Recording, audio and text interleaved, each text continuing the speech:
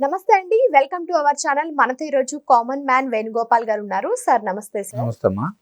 Sir రీసెంట్‌గా TDP వాళ్ళ మధ్య, వైసీపీ కార్యకర్తల మధ్య ఇద్దరికీ కూడా ఒక ఘర్షణ జరిగింది. అయితే జరిగితే వైసీపీ వాళ్ళు ఎవరైతే వైసీపీ ఎమ్మెల్యే ఉన్నారో విరూపాక్షి గారికి కాల్ చేశారు. కాల్ చేస్తే ఆయన సర్ది చెప్పాల్సింది పోయి ముందు దాడికి ఆయనే దిగారు. ఇప్పుడు ఈవెన్ ఆ టీడీపీ ఎవరైతే దళిత ఆయన ఉన్నారో ఆయనకి చాలా సీరియస్‌గా ఉందని కూడా వార్తలొస్తున్నాయి. యాక్చువల్‌గా ఒక ఎమ్మెల్యే పొజిషన్‌లో ఉన్న ఆయన ఇలా ఎలా ప్రవర్తిస్తారంటారు అసలు? ఇదమ్మా ఆలూరు నియోజకవర్గంలో విరూపాక్ష గారు వాళ్ళ అబ్బాయి చంద్రశేఖర్ వీళ్ళిద్దరూ పేరు మోసిన వస్తాదులు. ఓకే. తుంగభద్ర నదీ తీరంలో అదే ఆలూరు నియోజకవర్గంలో నేమకల్ అని ఒక విలేజ్ ఉంటుంది. ఇంచుమించు ఒక 1000 మంది సభ్యులు లేదా ఒక 1000 కుటుంబాలు ఇలా ఉంటాయి అనుకుందాం. నేమకల్ అండి ఆ ఊరి పేరు. పాపం దళితులు రెక్కాడితే గాని డొక్కాడని దళితులు ఇసుక మోసుకుంటారు, అమ్ముకుంటారు, ఏదో చేసుకుంటారు, వాళ్ళ పనులు వాళ్ళు చేసుకుంటారు. వాళ్ళు చేసిన తప్పేం కాదు. వాళ్ళు ఏమి హెరాయిన్, డ్రగ్స్, కొకైన్స్ ఇట్లాంటివి దందా చేసే మనుషులు కాదు. శ్రమించి బతికే మనుషులు దళితులు, బోయిలు, వాల్మీకులు. అట్లాంటి వ్యక్తి ఇంట్ల మీద పడి, రాత్రుల మీద పడి, వాళ్ళ ఇంట్లో దొరికిన కాడికి సామాన్లు, టీవీలు బద్దలు కొట్టేసి, ఫ్రిడ్జ్లు పగలు కొట్టేసి, ఇంట్లో ఉన్న వస్తువులు చిందర వందర చేసి, ఒక వ్యక్తి నిరుపేద టీవీ కొనాలంటే మ్యాక్సిమం మనకు 5 సంవత్సరాలు పడద్దమ్మా. వాళ్ళు తినాలి, వాళ్ళ పిల్లల్ని పెంచాలి. మీకు ఇప్పుడు వాళ్ళంటే ప్రజలు వాళ్ళకి ఏం తెలీదు. మీరు విరూపాక్ష గారు మీరు ఎమ్మెల్యేకి చేస్తున్నారు కదా, మీకు చట్టాల గురించి తెలుసు కదా. చట్టాల దగ్గరికి వెళ్ళి చెప్తే వాళ్ళకి ట్రీట్మెంట్ ఎలాగ ఇవ్వాలి వాళ్ళకి ఇస్తారు. మీరు ఇవన్నీ ఇప్పుడు బద్దలకు మనిషి చచ్చిపోయే స్థితిలో ఉన్నారు. వెంటనే స్పందించారు మన ఆలూరు టీడీపీ ఇన్ఛార్జ్ వైకుంఠం జ్యోతి గారని. అర్ధరాత్రి అప్పుడు వెళ్ళి వాళ్ళని ఆసుపత్రికి తరలించి పరామర్శించి రకరకాల సపచర్యలు చేస్తారు. ఇది చాలా తప్పండి విరూపాక్ష గారు. దళితుల పైన అట్లా దాడి చేయకూడదు.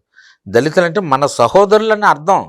దళిత భాషలో దళిత్ అనే పదానికి సహోదరుడు అంటే నిన్ను ప్రేమించేవాడు ఎవడైతే ఉన్నాడో వాడే దళితుడు అని అర్థం నాకు తెలిసినంతవరకు. దళితుడు అంటే ఎవరో కాదు, నిన్ను ప్రేమించేవాడు ఎవడైతే ఈ భూమి మీద ఉంటాడో వాడు దళితుడు అని అర్థం. అట్లాంటి దళిత జాతి పైన మీరు దాడి చేస్తారా? ఇది ఎంతవరకు సమంజసమమ్మా? అదే మీరు అగ్రవర్ణాల మీద మీరు దాడి చేయగలరా? పాపం నిరుపేదలు రెక్కాడితే కానీ డొక్కాడిన మనుషులు, వాళ్ళ బిడ్డలకు చదువులు ఇచ్చుకోవాలి, వాళ్ళు తినాలి, ఉన్నది మిగిలించుకొని ఏదో గూడు నిర్మించుకోవాలి. వాళ్ళకి ఆశలు ఉంటాయి, వాళ్ళకి కళలు ఉంటాయి. నేను టీవీ చూడాలి, ఇంటికి పని నిండి వచ్చి హాయి పడుకోవాలి, ఏదో ఒకటి ఉంటాయి. అట్లాంటి ఇంటిని అంతా ధ్వంసం చేస్తారమ్మా వాళ్ళు.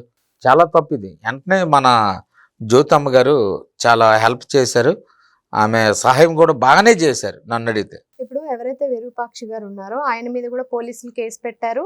ఓకే, ఆయన ఒక స్టేజ్లో ఉన్నారు కాబట్టి కేసు పెట్టినా కానీ మేబీ ఆయన బయటపడతాడేమో. కానీ ఆయనతో పాటు వెళ్ళిన కార్యకర్తలు ఎవరైతే ఉన్నారో 11 మంది నాకు తెలిసి వాళ్ళందరి మీద కూడా కేసులు పెట్టారు. ఇప్పుడు వీళ్ళ పరిస్థితి ఏంటంటారు? ఇప్పుడు ఆయన్ని నమ్ముకునే కదా వెనకాల వీళ్ళు వచ్చారు. వీళ్ళు కూడా కారాగారంలో కమిల్ లెక్క పెట్టవలసిందేనమ్మా. ఇప్పుడు మన ఇద్దరం నడిచి వెళ్తుంటాం, 1 లక్ష రూపాయలు దొరికిద్ది, మన ఇద్దరం సర్దుకుంటాం లేదా? నేను ఒక్కడిని తీసుకుంటానా? ఇద్దరం తీసుకుంటాం. మీకు 50,000 నాకు 50,000 దొరికితే మరి నేరంలో కూడా భాగం వీళ్ళది ఉంది కదా. శిక్ష వీళ్ళు కూడా అనుభవించాలి. తీయ రబ్బోళ్ళు తిప్ప రబ్బోళ్ళు అంటాడు చూడండి విక్రమార్కుడు సినిమాలో.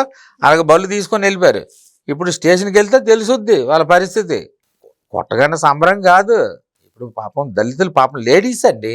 ఆ లేడీస్ని అట్లా ఇబ్బంది పెట్టకూడదు కదా. నైటీ చించేయడము పాపం నాకు చాలా బాధ అనిపించింది ఆ విజువల్ చూసి. పార్టీల గురించి వదిలేండి, కానీ మీరు స్త్రీని గౌరవించవలసిన దేశం ఇది, స్త్రీని పూజించవలసిన దేశం ఇది. మగోడు ఉన్నాడు అనుకోండి, మగోడిని ఒక 2 దెబ్బలు కొట్టినా శబాస్పోని ఏదో వాడు తప్పు చేశాడు ఏదో అనుకోండి. స్త్రీలు ఏం చేశారండి? ఇప్పుడు మిమ్మల్ని సపోజ్ నేను కొడితే మీరు కొట్టగలరా? నేను ముసలోడినైనా. మీరు స్త్రీకి బలం తక్కువ ఉంటుంది, స్త్రీది మంచి మనసు ఉంటుంది, స్త్రీ ఆలోచన వేరే విధంగా ఉంటుంది. స్త్రీ శక్తిహీనురాలు కాదు, కానీ ఆమె ఆ రకంగా ఆలోచిస్తుంటుంది. స్త్రీని పూజించే నువ్వు ఒక ఎమ్మెల్యే అయి ఉండి ఒక స్త్రీ నైటీ చింపుతావా? తప్పు కదా. మీ భార్యకి పిల్లలు ఉన్నారు, వాళ్ళు చెప్పరా? వాళ్ళని నీకు నోట్లో గడ్డి పెట్టాలి. మనం చేసిన తప్పు. నువ్వు మగోడు అయితే ఎదురు బొదురుగా వచ్చి మగోడిని కొట్టాలా? నువ్వు ఇది తప్పు చేస్తావు, లేకపోతే ఇది అది 10 మందిలో నిలబెట్టి చెప్పాలి. మంచి చెడు 2 ఉంటాయి కదమ్మా, ఇవి చెప్పాలి. అట్లా కాకుండా స్త్రీపై దౌర్జన్యం చేయడం చాలా తప్పు. అందులో వాళ్ళు దళిత జాతి బిడ్డ, ముద్దు బిడ్డలు. అట్లాంటి వాళ్ళని మీరు అలా చేయడం పొరపాటు కదా. అవునండి. మొన్న కూడా అటు గుంటూరులో టీడీపీకి సంబంధించిన వాళ్ళే ఒక గొడవ చేసినా వెంటనే ఆయనను సస్పెండ్ చేయడం జరిగింది. మరి ఇప్పుడు వైసీపీలో ఉన్నటువంటి ఆయన ఇలా చేస్తే మరి జగన్ గారు ఏం చేస్తారంటారు? మీకు ఒక మాట నేను చెప్తానమ్మా, టీడీపీలో ఏ కార్యకర్త తప్పు చేసినా చంద్రబాబు నాయుడు గారిని, లోకేష్ బాబు గారిని క్షమించరు. వాళ్ళకి తగిన శిక్ష విధిస్తారు, చట్టపరంగా ఉంటుంది, పార్టీ నుంచి సస్పెండ్ చేస్తారు. మా జగన్మోహన్ రెడ్డి అన్నయ్య గారు అట్లా కాదు, రప్పా బ్యాచ్ని పోషిస్తారు. మీరు తాగండి, పోగండి, ఈ రాష్ట్ర ప్రజల్ని చిత్రహింసలు పెట్టండి అని అంటుంటాడు అనమాట. రప్పా బ్యాచ్ అని ఉంది, పొట్టేళ్ళు నరుకుతారు. ఇప్పుడు పార్టీ 2029లో వస్తే ఈ రాష్ట్రంలో సగం మందిని పైన నరికేస్తారు. అందు గురించి శ్మశానాలన్నీ ఖాళీ చేయించి ఉంచాలి అన్నయ్య గారి గురించి. అది తెలుగుదేశంకి వైసీపీకి ఉన్న తేడా. ఇప్పుడు ఒక ఎమ్మెల్యే పొజిషన్ లో ఉన్నోళ్ళే ఇలా చేస్తే ఇంకా వీళ్ళ అండ చూసుకుని కింద ఉన్న కార్యకర్తలు ఇంకెంత దందాలు చేస్తున్నారు. చేస్తుంటారమ్మా, యథా రాజా తదా ప్రజ.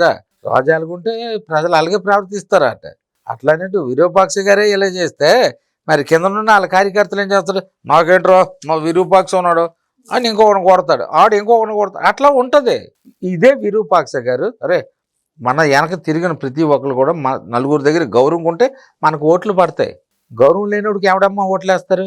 ఇప్పుడు గతంలో వైసీపీ ఇట్లా రెచ్చిపోబట్టే కదా 150 ఉన్న సీట్లు 151 ఉన్న సీట్లు 11కి పడిపోయి చరిత్రలో ఎక్కడా లేదు, ఈ భూ ప్రపంచంలో లేదు, సృష్టి పుట్టిన తర్వాత.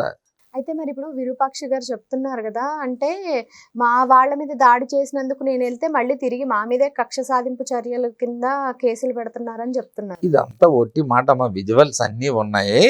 ఇప్పుడు దొంగోడు దొరికిపోతాడు, నేను దొంగతనం చేశాను నన్ను ఒప్పుకుంటాడా? మీ జోబిలో డబ్బులు నేను తీసేస్తానమ్మా, ఇలా మీరు పట్టుకుంటారు.